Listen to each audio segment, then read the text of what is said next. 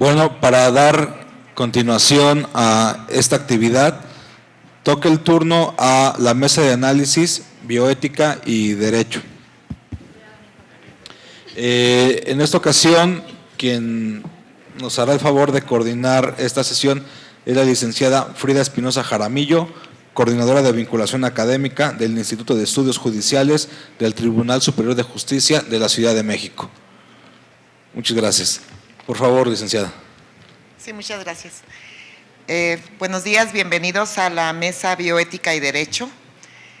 En esta ocasión tendremos la participación de 3 ponentes, quienes dispondrán de 15 minutos para su presentación y posteriormente habrá 10 minutos para una etapa de preguntas y respuestas. Nos honran con su presencia la doctora Garbiñe Saruwatari Zavala, quien actualmente se desempeña como jefa del Departamento de Estudios Jurídicos, Éticos y Sociales del Instituto Nacional de Medicina Genómica. Asimismo, es investigadora en Ciencias Médicas A del Sistema de Investigadores de la Secretaría de Salud. También es presidenta del Comité de Ética en Investigación del Instituto Nacional de Medicina Genómica. Bienvenida, doctora. Nos acompaña también la magistrada doctora Elsa Cordero Martínez, bienvenida, quien es la presidenta del Tribunal Superior de Justicia y del Consejo de la Judicatura del Estado de Tlaxcala, y también es titular de la Unidad de Igualdad de Género y Derechos Humanos de la CONATRIB. Bienvenida, doctora. Gracias. Por último, nos acompaña la doctora Mariana Doberín Gago, quien se desempeña como profesora e investigadora en el Departamento de Derecho de la Universidad Iberoamericana de la Ciudad de México, labor que desempeña desde 1997. Asimismo, ha impartido desde 1999 las asignaturas de Bioética y Derecho y Personas y Familia. Bienvenida, doctora Doberín.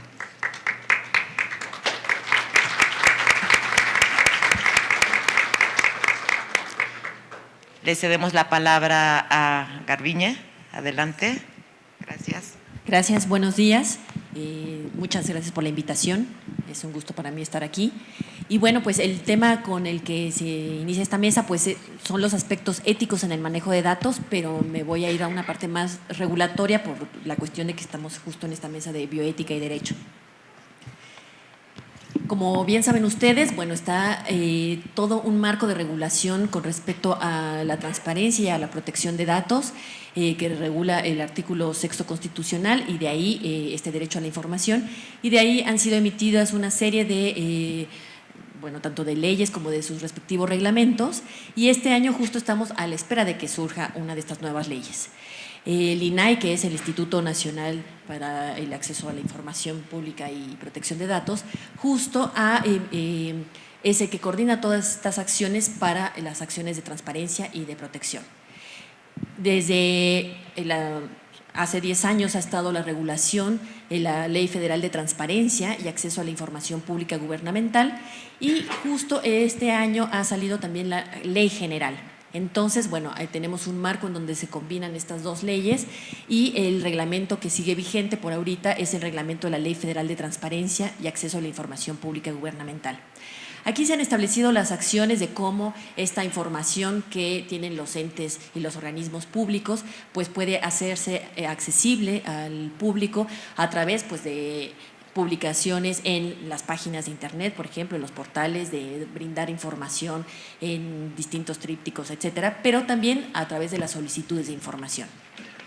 Y la ley que está vigente para la protección de datos es la Ley Federal de Protección de Datos Personales en posesión de los particulares y su reglamento. Esta ley, que ha estado vigente desde el 2010, justo va a tener modificaciones, y también se está discutiendo en el Senado la nueva Ley General de Protección de Datos. Entonces estamos ya como que hace unos meses aparentemente ya iba a estar lista, entonces en cualquier momento surge. Y Parece que una de las novedades que va a tener esta ley es que ya no solamente se va a dirigir hacia estos datos que estén en posesión de los particulares, sino también a los datos personales, que son todos estos datos que hacen identificable a una persona, cómo se van a regular también dentro del ámbito público. Bueno, cuando era IFAI y no INAI, porque era Instituto Federal, justo emitió una serie de recomendaciones sobre el tipo de información que se tenía que considerar como de más alto grado de seguridad o de protección y una con menos grado de seguridad. Entonces, el nivel básico de seguridad, según el IFAI en ese momento, era pues los datos que son de identificación, ¿no? Todos estos datos que tienen que ver con puestos laborales, nombres, teléfonos, que pueden quedar, por ejemplo, en un portal de Internet. Los datos laborales, que pues bueno, también la afiliación a un lugar, la ubicación de las oficinas, etcétera. Luego el IFAI justo recomendó que hay un nivel medio de protección que tiene que ver con datos migratorios, con datos judiciales, con datos académicos, etcétera.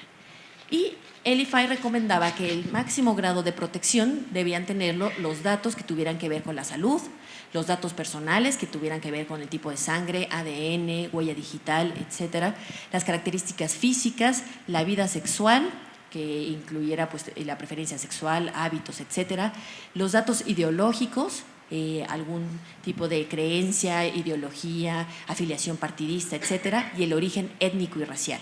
Entonces, a este tipo de datos es a los que el INFAI en su momento y ahora el INAI justo busca proteger y darles este grado máximo y que las instituciones encuentren también los mecanismos para lograr esta protección. Como bien sabemos, bueno, la Ley General de Salud señala distintas acciones para la salud en general, entonces entre esas está la atención a la salud, la investigación a la salud y los cuidados paliativos y las acciones de rehabilitación, pero esas pues también las vamos a englobar dentro de la atención a la salud. Entonces dentro de estos dos grandes rubros, atención e investigación, pues bueno, se manejan distintos expedientes. En el ámbito de la atención a la salud, pues el expediente clínico, que está regulado por la norma oficial mexicana 004, que tiene que ver específicamente con el expediente clínico, y dentro de la investigación para la salud, pues también están los expedientes de investigación que se componen por los protocolos, los consentimientos, el manual del investigador, etcétera. Y también la NOM 012 regula específicamente estos expedientes. Y es más, esta NOM 012 señala que en cuestión de confidencialidad y de protección de esta información es equiparable al expediente clínico. Y siguiendo con estos dos grandes rubros de la atención a la salud y la investigación a la salud, pues también otro tema fundamental en la protección de datos es el consentimiento informado. Entonces ahí justo está el reglamento en materia de prestación de servicios para la salud, en el ámbito de la salud, y en el ámbito de la investigación está el reglamento de la Ley General de Salud en materia de investigación para la salud. En estos dos reglamentos justo se establece cómo debe de ser el consentimiento, que bueno, pues por desgracia hemos visto que mucha gente lo toma como un documento legal. Claro que es un documento legal, pero no debería ser meramente un documento que salve a las instituciones de demandas y posteriores quejas, sino tendría que ser todo un proceso bioético. Y sobre todo, no se sabe que en un caso de urgencia, bueno, pues se tienen que tomar las decisiones a toda velocidad. Pero en la investigación para la salud es casi imperdonable que no se tenga el tiempo suficiente para explicarle a un sujeto de investigación cómo va a participar, qué riesgos tiene su participación, qué posibles beneficios, etcétera, ¿no? Entonces, en este diálogo que debe establecerse en el consentimiento informado, pues justo se recaban una serie de datos que requieren una alta protección, ¿no? Entonces, no solo los que se mencionaron hace rato, sino justo también cosas que tienen que ver con los riesgos, con las hipótesis de la investigación, con los beneficios y los beneficios a futuro, porque no es lo mismo el beneficio a corto plazo que verá el participante a lo que en un futuro también puede hacer, ¿no? Si se desarrolla, por ejemplo, un medicamento, si él va a poder acceder, bueno, a ese medicamento o no, etcétera. Entonces, por eso, en estos dos ámbitos, expediente clínico y consentimiento informado, o expediente de investigación y consentimiento para materia de investigación, pues quiero hacer énfasis de lo importante que debe ser esta protección de la información de los participantes y de los pacientes. También en los dos ámbitos de atención e investigación, pues contamos con las guías de la Comisión Nacional de Bioética, tanto la Guía Nacional para la Integración y el Funcionamiento de los Comités Hospitalarios de Bioética para el ámbito de la atención y la guía para los comités de ética en investigación. También los integrantes de estos comités tienen obligación de mantener la confidencialidad de los datos que van a tener durante el estudio de los casos. Y justo en la 5ª edición que salió en enero de este año, pues ya se tocan temas específicos que antes no se tocaban, como la investigación con muestras biológicas, por ejemplo, ¿no? Que este es un tema importante. Por ejemplo, yo del lugar de donde vengo, que es el Instituto Nacional de Medicina Genómica, pues la mayoría de las investigaciones que se hacen ya son con las muestras biológicas, ¿no? Entonces, ¿cómo se logra este consentimiento y esta protección de datos durante mucho más largo tiempo, ¿no? Ya no es esta participación directa en donde a lo mejor el participante toma un fármaco por 8 semanas y de ahí pues acaba la participación, ¿no? Aquí pueden estar las muestras guardadas 20 años en un biobanco y a lo mejor ser intercambiadas entre distintas instituciones. Entonces, ¿cómo se logra esta protección entre las distintas instituciones?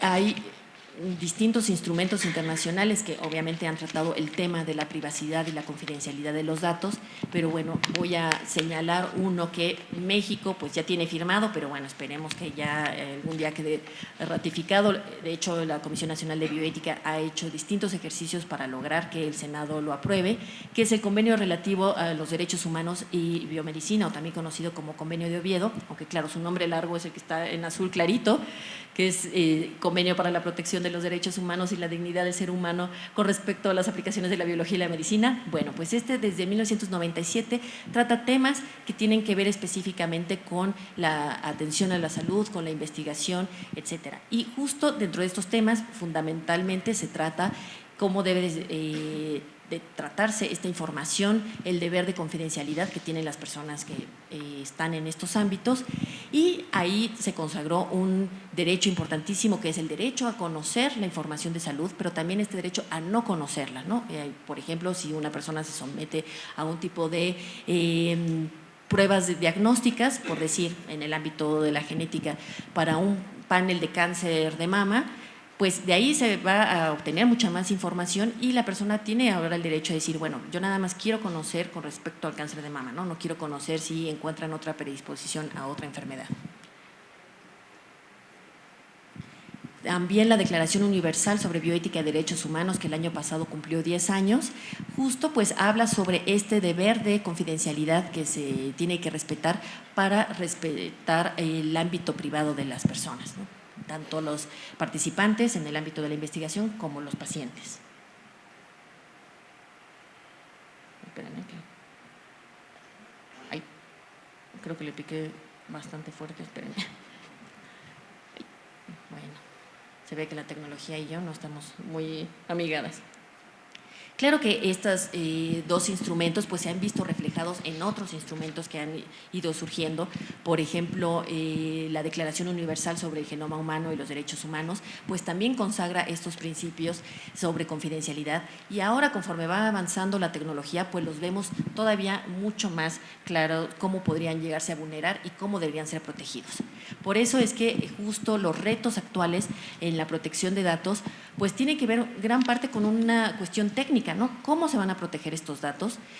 Por ejemplo, hay un grupo que se llama la Global Alliance for Genomics and Health, que tiene un grupo de investigación específico para ver técnicamente cómo se puede hacer para proteger los datos. Porque estos datos pues ya no solamente están en una computadora, en una base de datos, etcétera, sino también ya están en la nube, ¿no? Entonces, desde ahí, ¿qué tipo de servicios de nube tienen las instituciones en donde suben los datos? Si son confiables, si no, si quiebra esa empresa que ofrece estos servicios de nube, ¿qué pasa con esa información que quedó pues ahí en este espacio, ¿no? ¿Qué pasa con los datos masivos que arrojan, por ejemplo, ahora los secuenciadores, etcétera? ¿Qué se hace con toda esa información, ¿no? O todo lo que se puede hacer conectando con redes complejas, la información que está en Internet, la información de las redes sociales, etcétera, cómo puede encontrarse un sentido a todos estos datos masivos. El hecho de la información abierta u open data, como se dice, bueno, pues también qué tanto se puede subir a una base pública de datos, por ejemplo, cuando se han hecho proyectos inmensos del genoma humano, por decir, el HapMap. Entonces, estas bases de datos si son consultables, si no, etcétera. Y también aquí hay una transición hacia las fuentes abiertas, ¿no? Todas estas publicaciones que ahora se habla de que ya no sean revistas de suscripción, sino revistas que puedan ser consultables por la gente, ¿no? Entonces, esta información, qué tanto sí es asequible o no, y que en ese hacer accesible la información a las personas, pues que no se vulnere la información personalísima, ¿no?, de los que participaron. La disociación de datos también es algo a considerar, porque mucha gente dice, bueno, pues ya con tener un código de barras, por ejemplo, en una muestra y por otro lado la información, pues ya no hay forma de unirla. Y no, se ha comprobado que ha habido formas de unir expedientes clínicos electrónicos con los datos de las personas, etcétera, ¿no? Entonces también estos son los retos tecnológicos. Por eso también les pongo la palabra a los hackers, porque también se ha visto que se han podido franquear este tipo de bases de datos.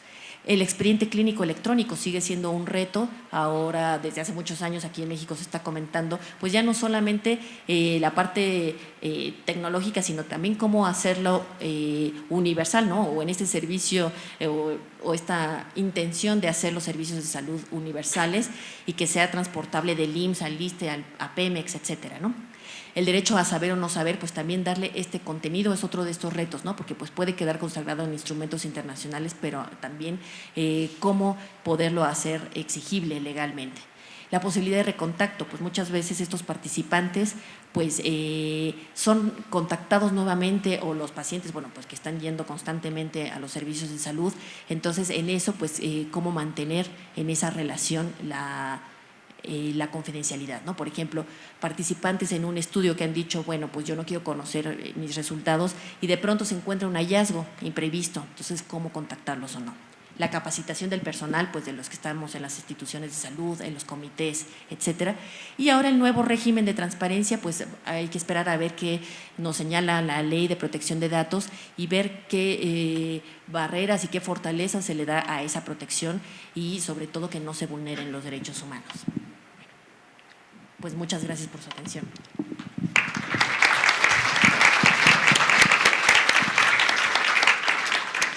Muchas gracias, doctora Garbiñez Aruguatari Zavala. Le cedemos ahora la palabra a la magistrada Elsa Cordero Martínez con el tema bioética en la impartición de justicia. Muchas gracias, muy buenas tardes a todos. Quiero primero agradecer la invitación de don Manuel Ruiz Chávez, el presidente del Consejo. Muchas gracias por considerarnos, destacando además el vínculo que se tiene con la Comisión Nacional de Tribunales Superiores de Justicia del país y la Comisión Nacional de Bioética. Agradezco a todos los organizadores, todas las atenciones, y saludo con mucho gusto al comisionado del Estado de Tlaxcala, que veo por aquí mi autoridad en el Estado. Compartir que es un gusto para mí estar entre tantos especialistas en ciencias que son distintas a en las que yo me desarrollo. Sin embargo, generando o tratando de generar un lenguaje común, quiero platicar con ustedes a partir de dos contextos, si ustedes me lo permiten. Primero, ¿qué relación hay entre la ética entre la bioética y el derecho?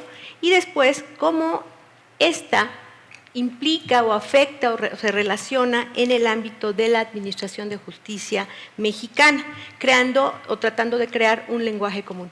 No me voy a tener a la definición de bioética, porque parecería que más bien ustedes tendrían que enseñarme a mí sobre el tema, y hay una serie importante de definiciones que, insisto, no me quiero detener, pero sí en decir que el conocimiento debe estar siempre al servicio de la humanidad. El conocimiento, en donde sea, en la materia que sea, en las ciencias que sea, tiene que estar en servicio de la humanidad y ser utilizado en beneficio del hombre.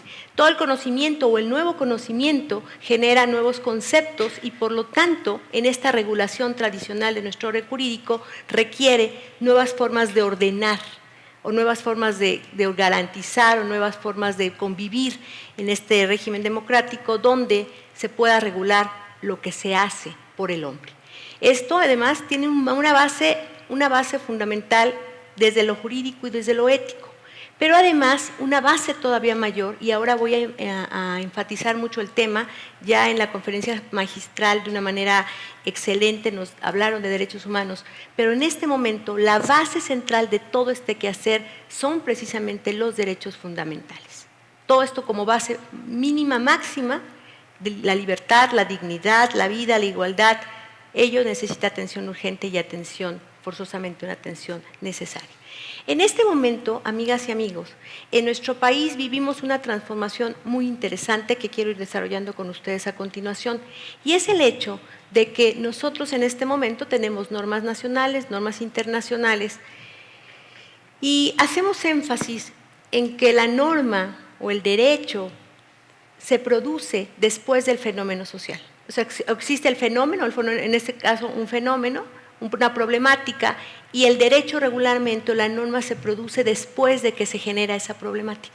Es una condición normal para crear normas.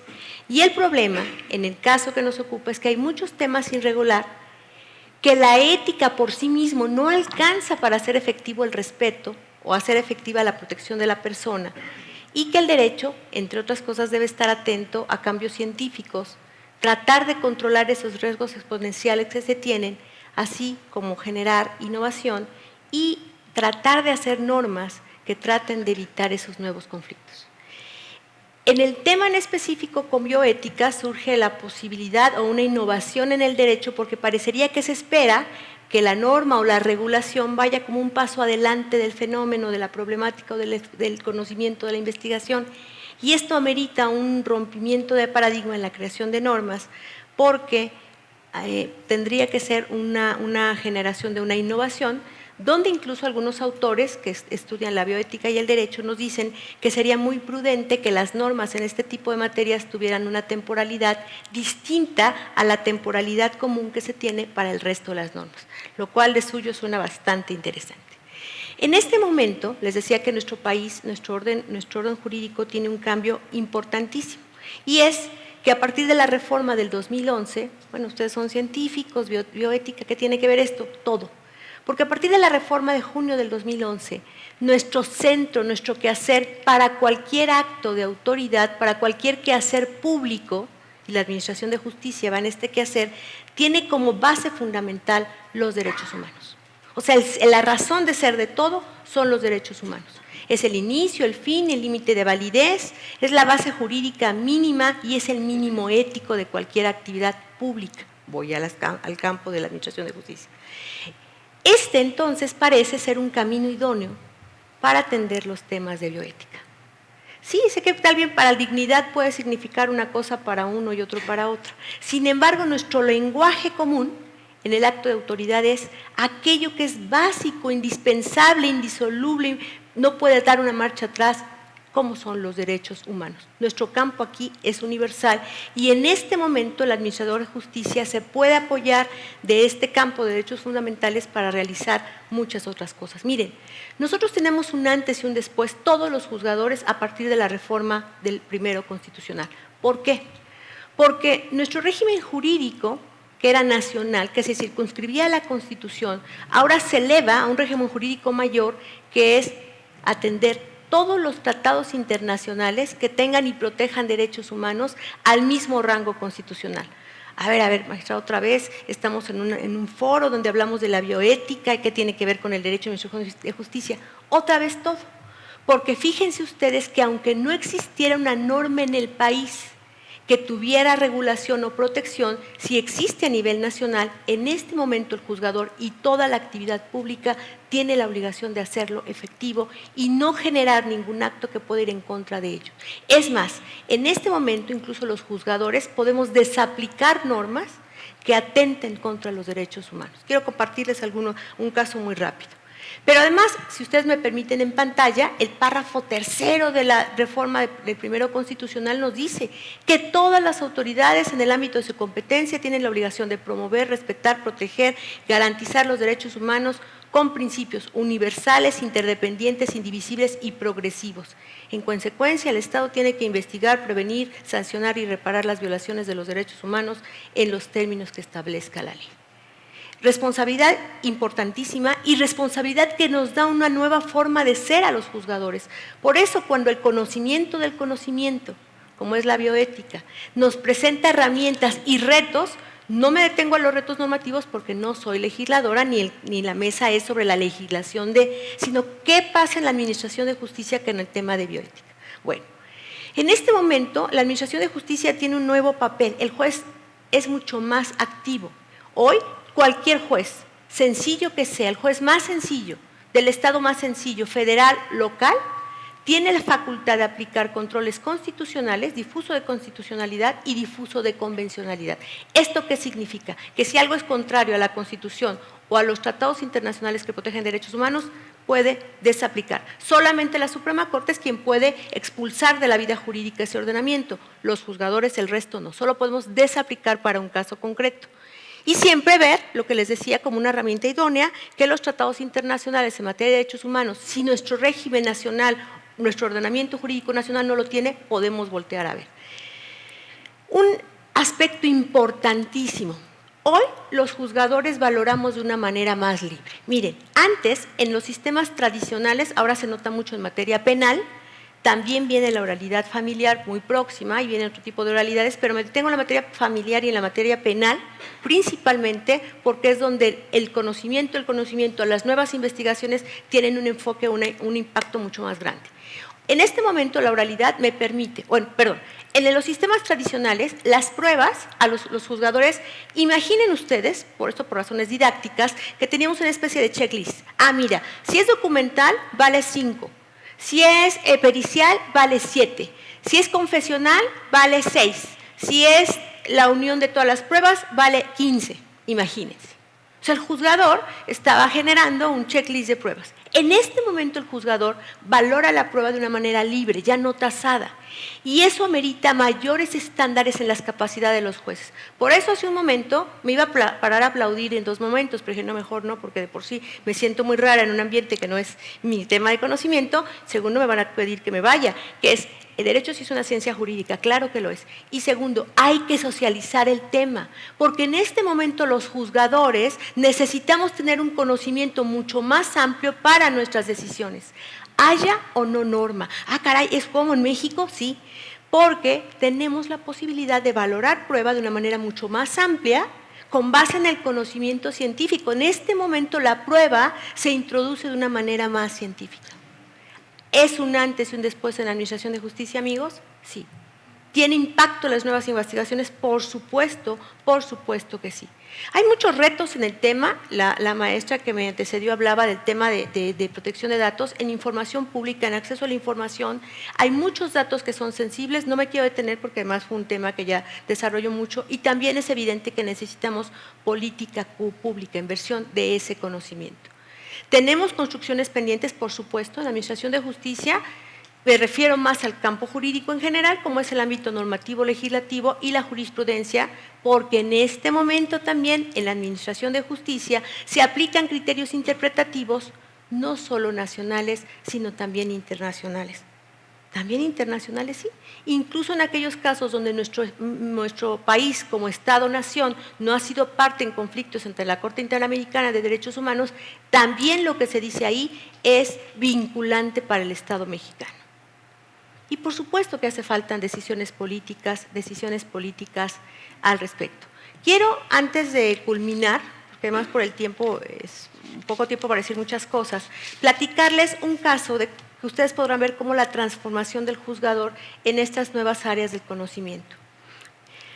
Hay un caso que resolvió la Corte Interamericana de Derechos Humanos en el 2012, que es un caso, no sé si lo conozcan, supongo que la mayoría de aquí sí, que es el caso Artavia, Murillo y otros, que se trata de la fecundación in vitro contra el Estado de Costa Rica. ¿Sí lo conocen?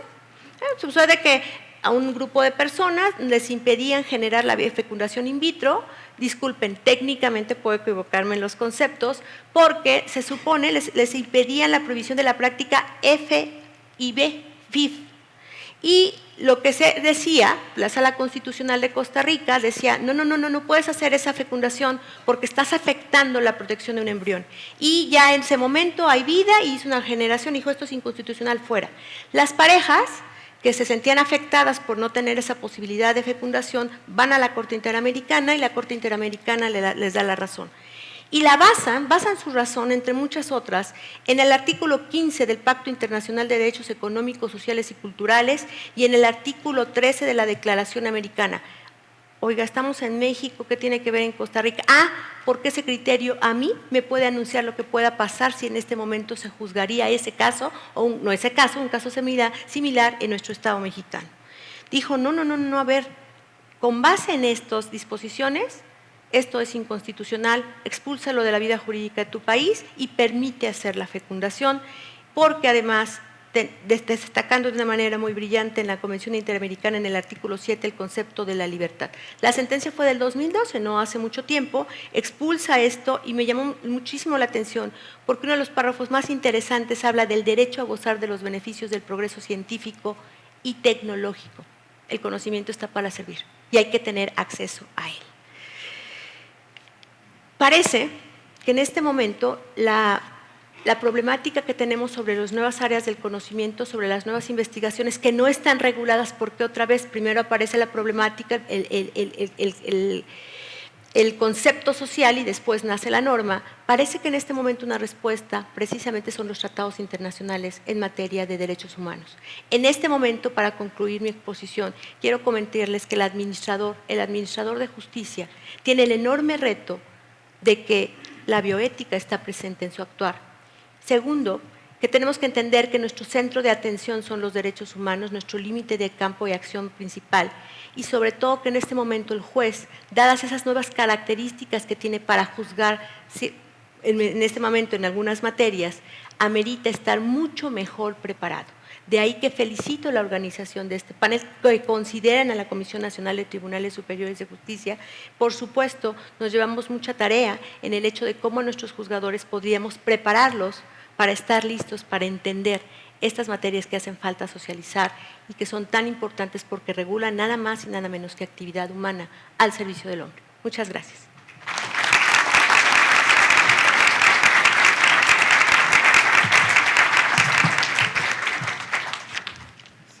Magistrada, muchísimas gracias por ahora sí compartir este conocimiento con todos nosotros.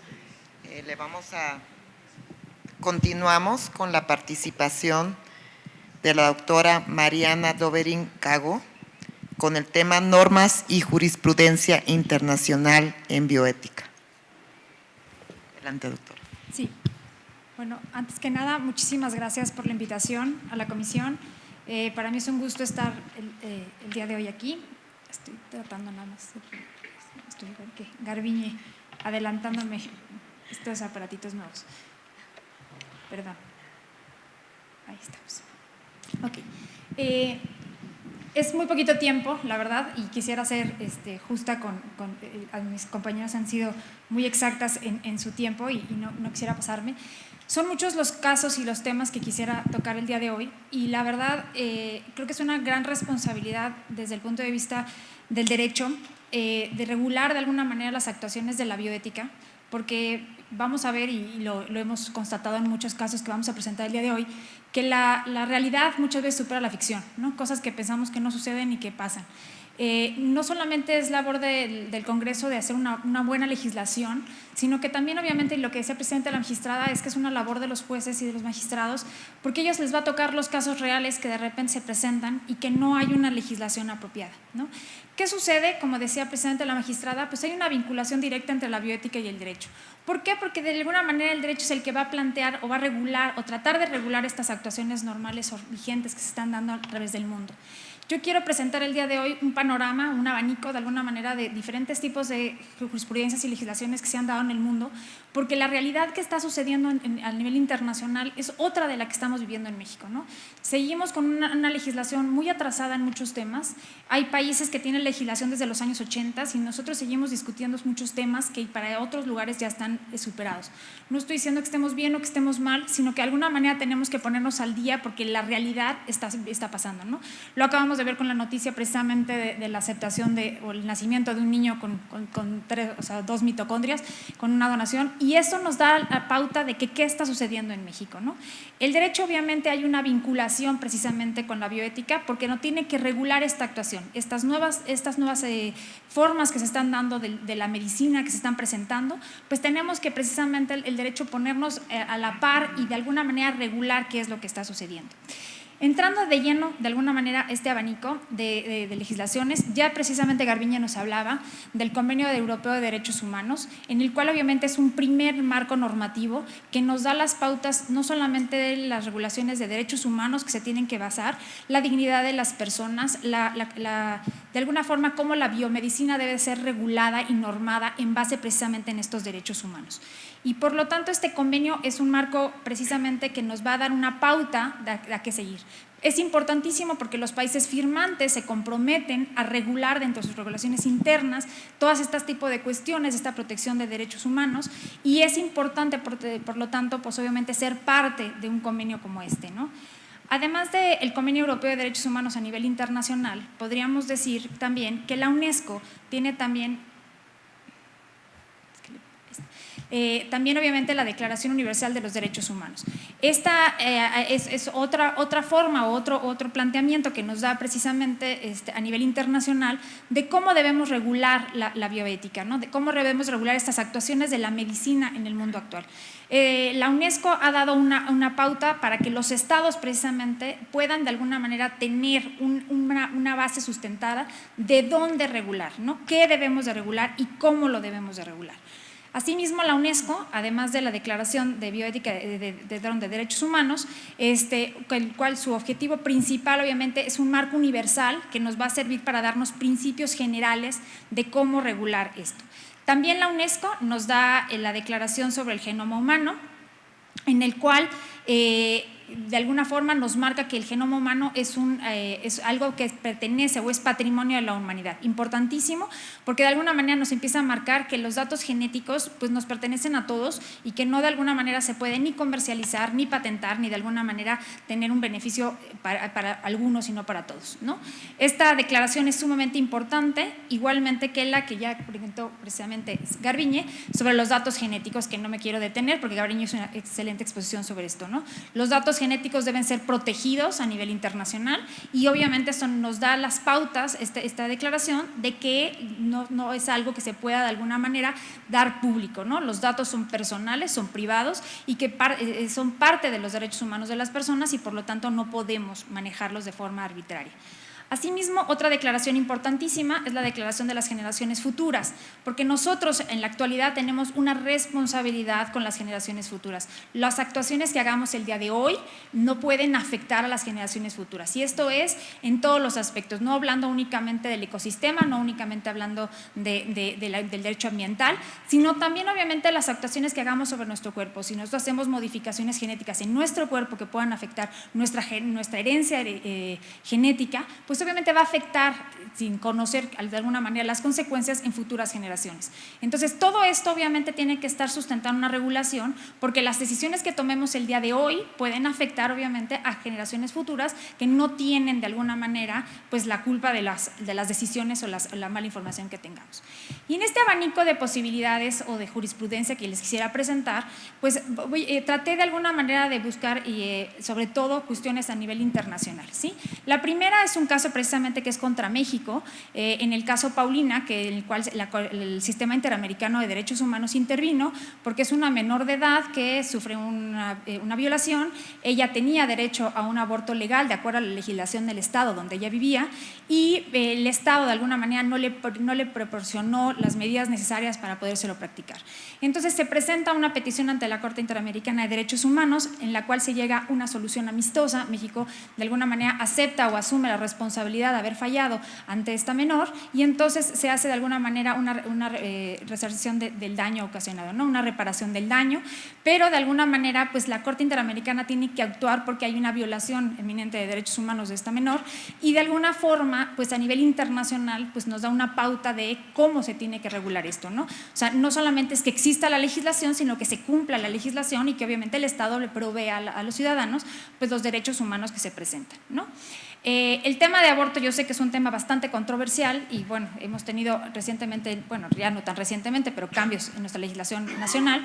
Pero bueno, yo quisiera nada más presentar un caso, por ejemplo, en Estados Unidos, desde 1973, la legislación, a través de la resolución de este caso, en Estados Unidos el aborto es legal en todos los estados, precisamente porque se permite o se favorece en este sentido a el derecho de la mujer a tomar la decisión, siempre y cuando para ellos, de acuerdo a la legislación, no estoy hablando de cuestiones ni éticas ni médicas, para la legislación el embrión no sea viable, ¿no? O el feto en este caso, perdón, no sería viable. Esta legislación, que es del 73, marca la pauta de cómo es la regulación hasta la actualidad en Estados Unidos sobre el tema de aborto, ¿no? O sea, cómo una jurisprudencia nos marca la pauta de cómo los demás estados han regulado el tema, ¿no? Hablando ya de otro tema, y esto lo traigo a colación precisamente por el niño nacido recientemente en México con la donación de mitocondrias de un donante y el mal llamado niño con 3 padres.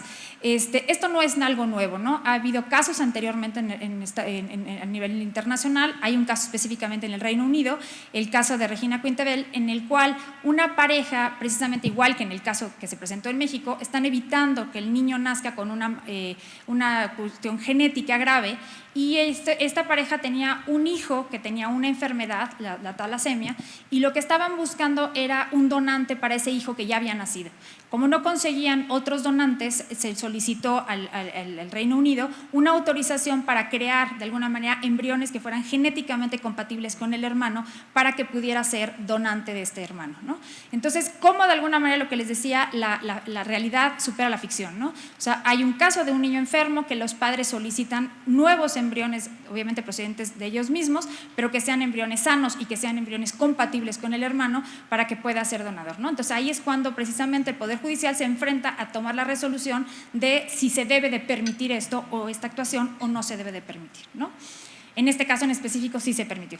Ya no me voy a detener en este caso porque precisamente la magistrada lo acaba de tomar. El caso Artavia Murillo contra Costa Rica.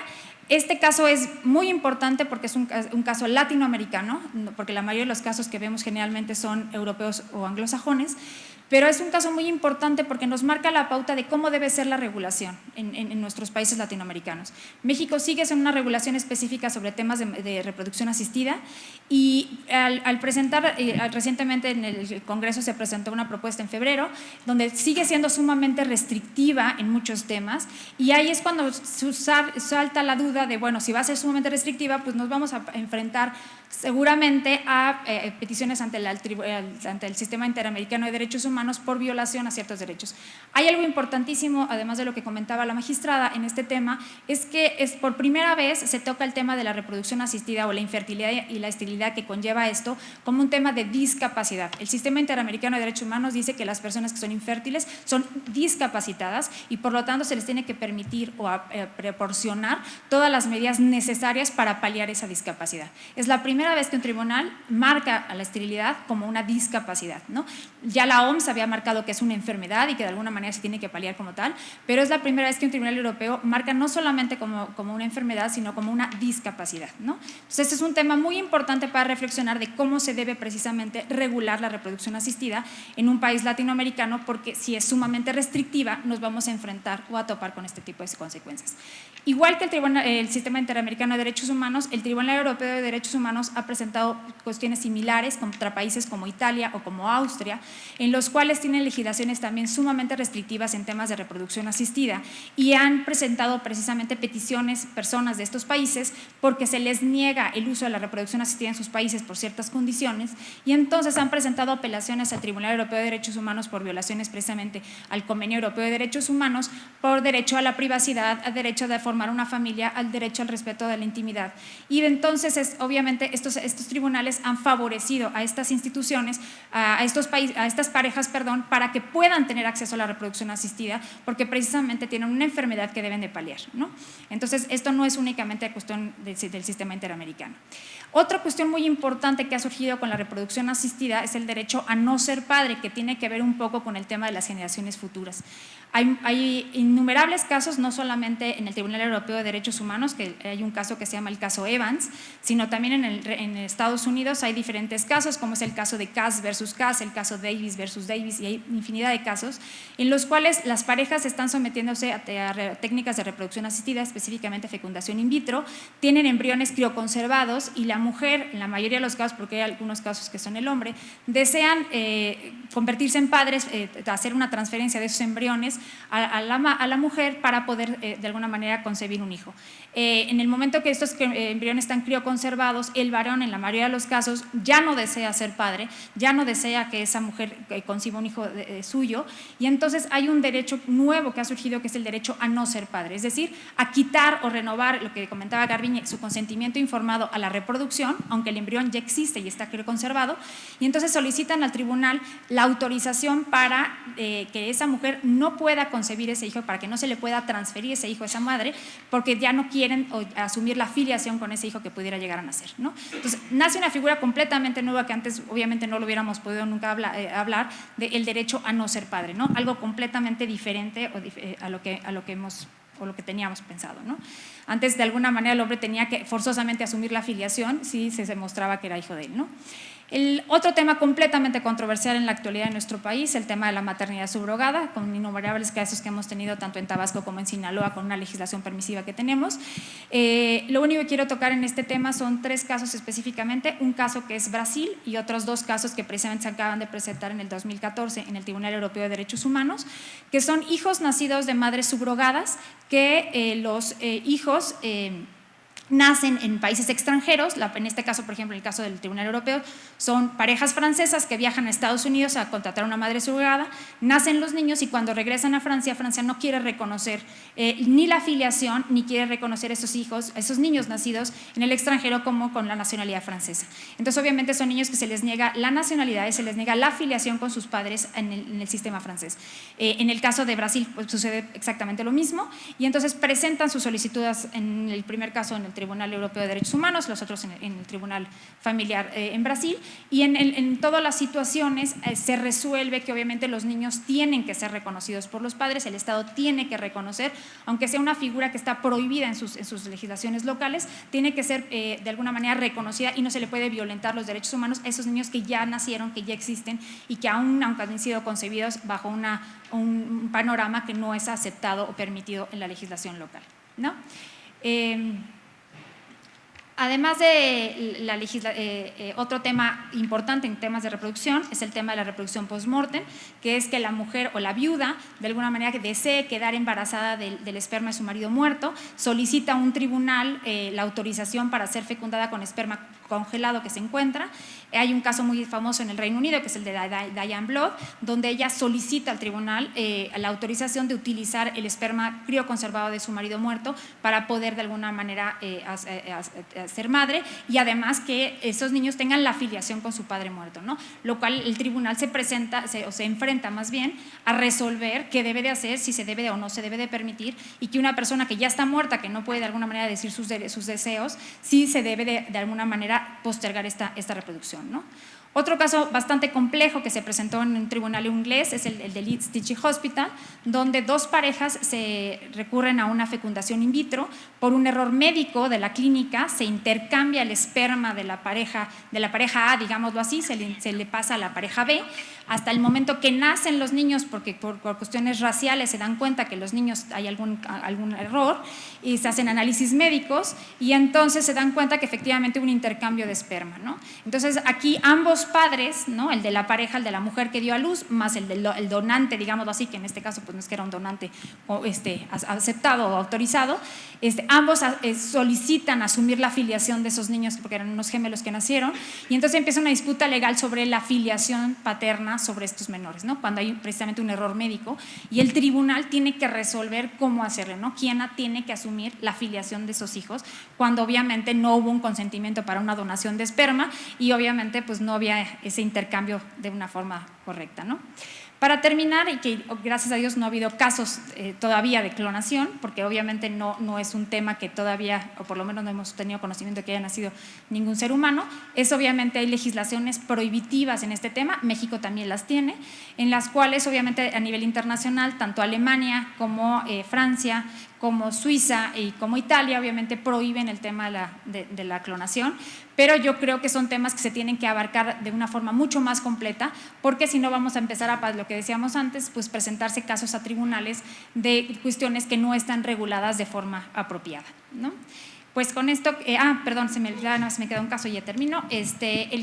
Los casos de eutanasia, hay 3 casos muy sonados en Estados Unidos, que es Quinlan, Cruzan y la última Ricciabo, donde precisamente hay muerte o estado vegetativo persistente y la familia tiene una discusión ante el tribunal de qué hacer con esta familia, con esta persona, ¿no? Lo ideal, obviamente, es que haya un testamento vital o un documento de voluntad anticipada, que la persona dé o diga sus deseos para que precisamente no tenga que llegar a un tribunal y que se pueda resolver de forma anticipada. Muchísimas gracias, espero haber dado un panorama amplio y no hay hablar demasiado rápido, y nuevamente muchas gracias.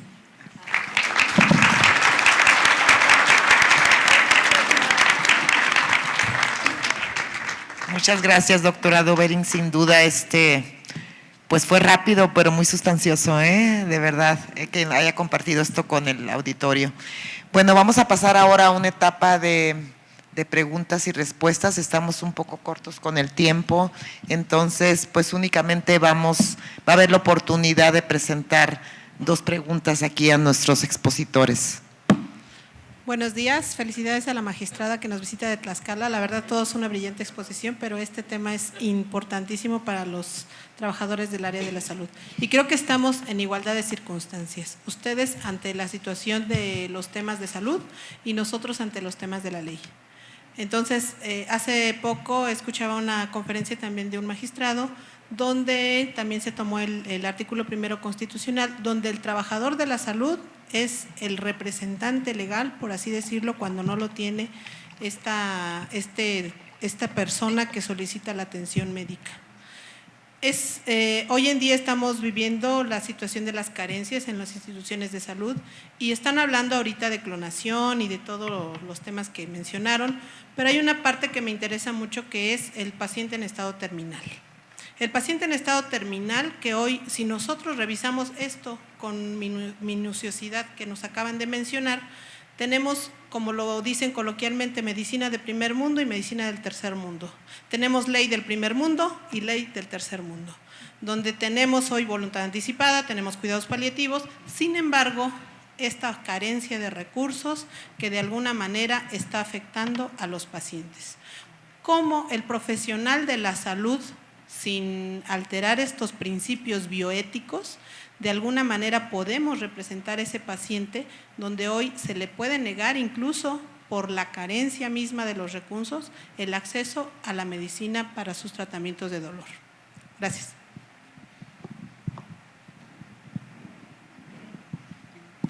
¿Quién quiere responder? Magistrada. Gracias por la atención.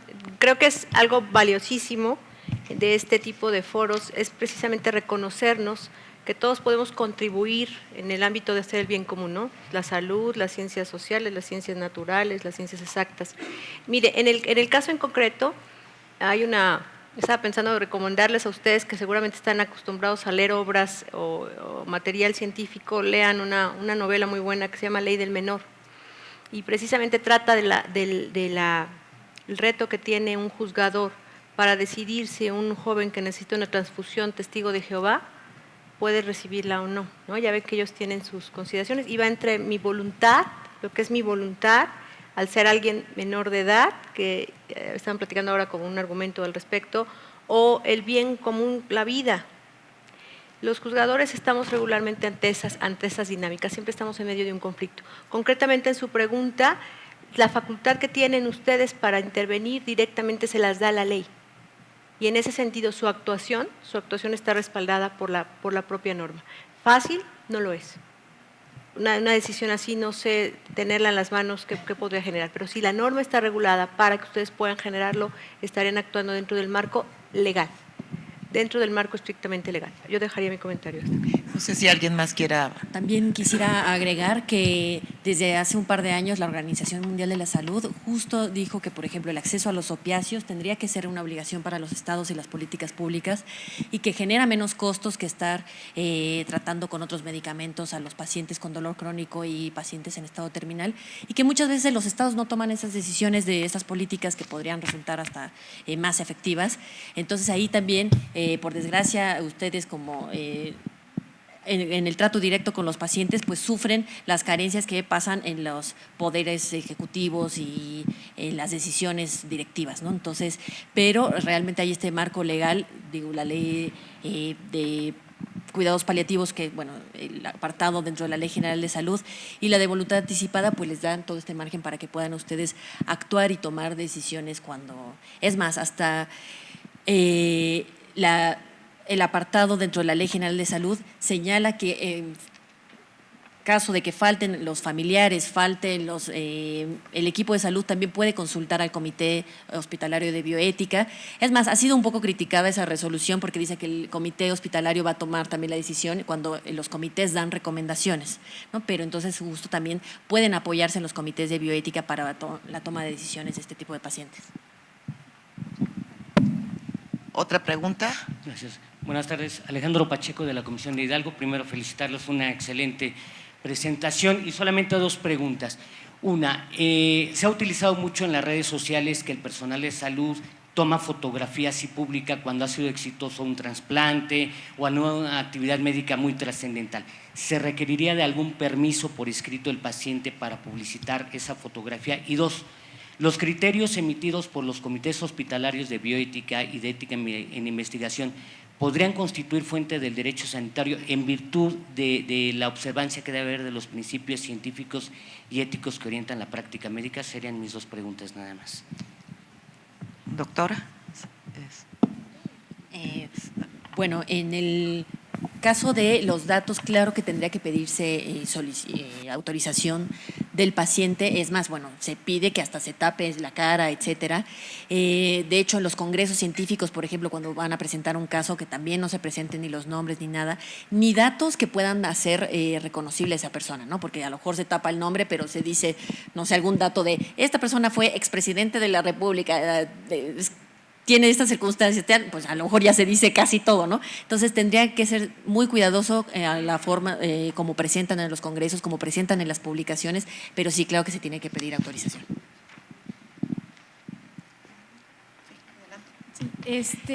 Sí, definitivamente la cuestión de los datos es alguna cuestión bien importante. Generalmente cuando las personas están sometiéndose a un procedimiento, pues se le pide o se le debe de explicar a la persona cuáles son las consecuencias o qué es lo que se está buscando. Si se está buscando obviamente tratar de encontrar un éxito en un procedimiento o en algo, pues generalmente va a ser parte obviamente de los resultados, pero se le tiene que explicar a la persona. Se puede obviar de alguna manera este consentimiento si se da de alguna forma toda la explicación, como decía Garbiñe, sin dar ninguna referencia de con quién es la persona en específico, ¿no? Pero si se va a hacer algún tipo de referencia de quién es la persona, su identidad, por supuesto se tiene que pedir sus datos. Sería, bueno, únicamente tenemos, con esto cerramos la etapa de preguntas y respuestas. Realmente, seguramente hay muchas participaciones que ustedes quisieran tener, porque pues la participación de la doctora Garbiñe Sarguatari, Mariana Doberin y de la magistrada Cordero Martínez, sin duda han sido unas participaciones pues muy brillantes y de mucha utilidad para esta reunión nacional y en particular para esta mesa de análisis. El que hayan compartido sus conocimientos, su experiencia, pues yo creo que elevan en mucho, ¿no?, los contenidos de esta reunión. Me voy a permitir darles el reconocimiento por parte de la Comisión Nacional de Bioética por su participación, que dice lo siguiente: la Comisión Nacional de Bioética otorga el presente reconocimiento a la doctora Garbiñe Sarguatari Zavala por su participación en la Mesa de Análisis Bioética y Derecho en el marco de la 11ª Reunión Nacional de Comisiones Estatales de Bioética. Felicidades, doctora.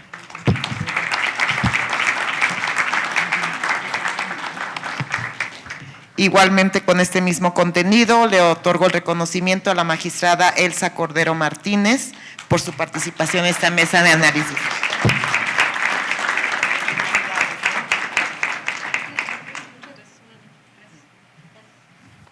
Igualmente, la doctora Mariana Doberín Gago por su participación en esta mesa de análisis y por compartir sus conocimientos y que haya sido tan valiosa su participación. Gracias.